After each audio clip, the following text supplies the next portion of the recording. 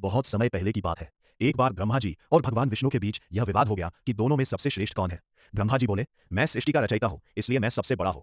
विष्णु जी बोले, मैं इस सृष्टि का पालन करता हूं, इसलिए मैं ही सर्वोच्च हूं। दोनों के बीच बहस बढ़ती ही जा रही थी। तभी अचानक उनके सामने एक असीम प्रकाश स्तंभ ज्योतिर्लिंग प्रकट हुआ। वह इतना विशाल था कि उसका न आदि दिख रहा था और न अंत। तभी उस ज्योति से एक आवाज आई, जो इस प्रकाश स्तंभ का आदि या अंत खोज लेगा वही सबसे श्रेष्ठ माना जाएगा।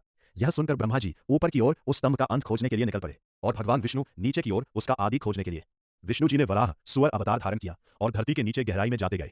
वे बहुत दूर तक गए, लेकिन उन्हें उस स्तंभ का अंत नहीं मिला। अंततः वे थक कर वापस आ गए और उन्होंने स्वीकार किया कि वे अंत नहीं खोज पाए।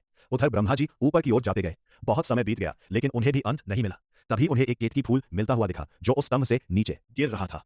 ब्रह्मा जी ने उस फूल से कहा, तुम मेरे साथ चलो और गवाही देना कि मैंने इस स्तंभ का अंत पा लिया है। केतकी फूल ने सहमति दे दी। जब ब्रह्मा जी वापस आए तो उन्होंने विष्णु जी से कहा कि उन्होंने अंत खोज लिया है और केतकी फूल को गवाह बना दिया। तभी अचानक वह ज्योतिर्लिंग फट पड़ा और उसमें से भगवान शिव प्रकट हुए। शिव जी ने कहा, विष्णु, तुमने सत्य कहा और अपनी हार स्वीकार की, इसलिए तुम पूजनीय हो। फिर उन्होंने ब्रह्मा जी की ओर देखा और बोले, तुमने असत्य कहा और धोखा दिया, इसलिए तुम्हारी पूजा पृथ्वी पर नहीं होगी। उन्होंने केतकी फूल को भी शाप दिया कि वह उनकी पूजा में कभी इस्तेमाल नहीं किया जाएगा।